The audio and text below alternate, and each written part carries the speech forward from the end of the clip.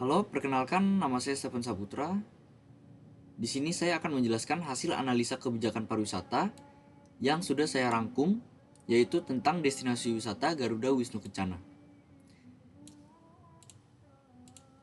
Yang pertama, Garuda Wisnu Kencana adalah salah satu destinasi wisata ikonik di Bali yang dikembangkan sebagai taman budaya.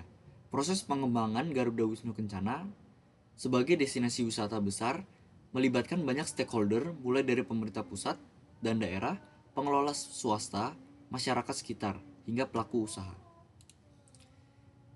Selanjutnya ada proses perumusan kebijakan pengembangan. Di sini terdapat tiga, yaitu pemerintah pusat daerah, swasta dan pengelola, serta masyarakat lokal.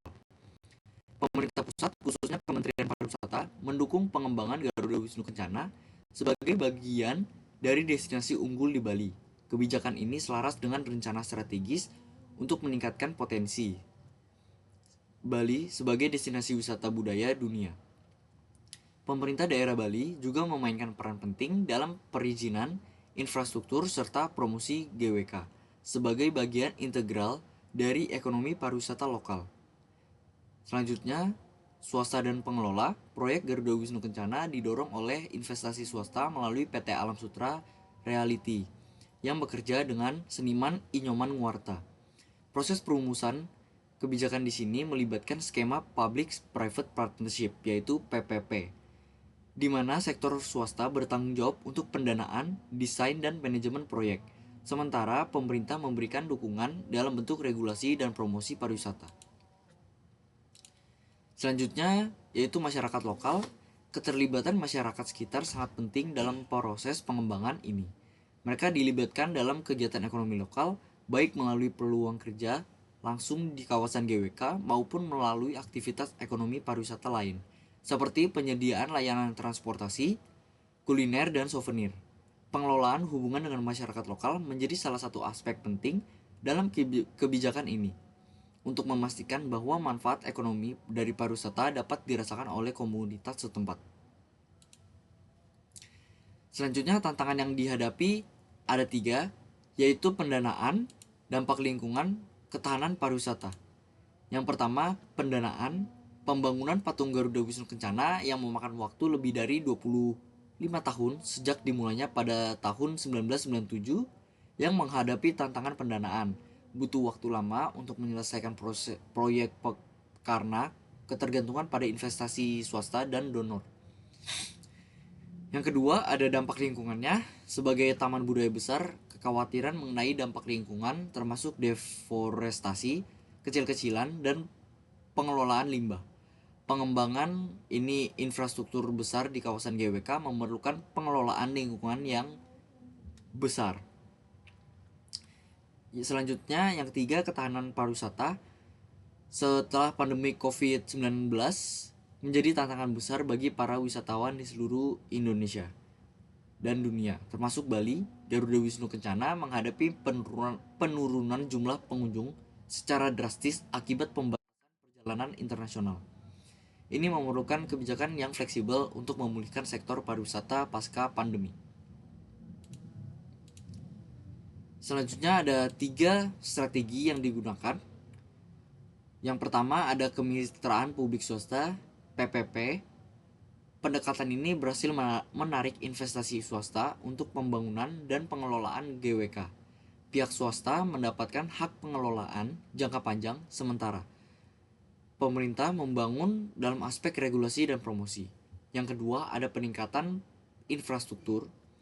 Pemerintah mendukung pembangunan infrastruktur penunjang seperti akses jalan menuju kawasan GWK, listrik, dan fasilitas umum lainnya. Ini memungkinkan kawasan tersebut dapat menampung wisatawan dalam jumlah besar dan menciptakan pengalaman wisata yang nyaman.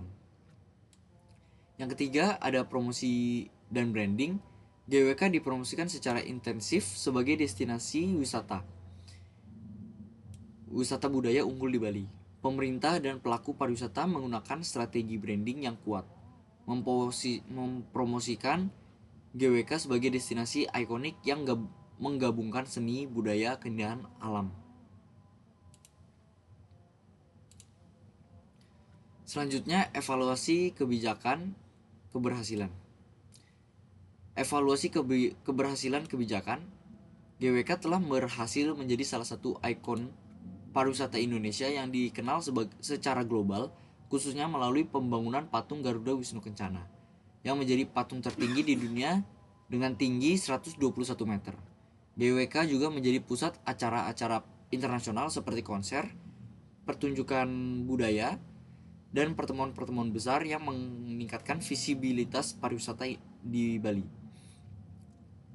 Aspek yang perlu ditingkatkan yaitu ada pemerataan manfaat ekonomi dan pengelolaan lingkungan. Pemerataan manfaat ekonomi, meskipun wisatawan yang datang ke GWK meningkat, perlu ada program-program tambahan seperti lebih terarah untuk memastikan masyarakat sekitar bisa mendapat manfaat ekonomi yang besar dari kehadiran GWK. Yang kedua, pengelolaan lingkungan. Kawasan GWK perlu terus memprioritaskan keberlanjutan lingkungan untuk menjaga daya tarik wisata dalam jangka panjang.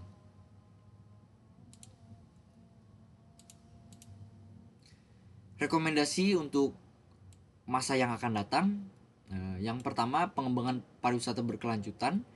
Diperlukan penguatan kebijakan terkait keberlanjutan lingkungan di kawasan GWK. Program seperti pengelolaan limbah, energi terbarukan, dan konservasi lingkungan harus menjadi prioritas utama, terutama di era kesadaran lingkungan yang semakin tinggi. Yang kedua ada pemberdayaan ekonomi masyarakat lokal, meningkatkan keterlibatan masyarakat dalam rantai nilai ekonomi pariwisata melalui pelatihan dan pendanaan usaha kecil dan promosi usaha lokal yang membangun pemerataan manfaat dari pengembangan GWK. Yang ketiga ada disertifikasi atraksi wisata agar Garuda Wisnu Kencana tetap menarik bagi wisatawan yang sudah pernah berkunjung. Perlu adanya diversifikasi atraksi di dalam kawasan seperti festival budaya tahunan, acara-acara interaktif, atau interaksi inovatif berbasis teknologi. Sekian hasil analisa saya tentang Garuda Wisnu Kencana. Terima kasih.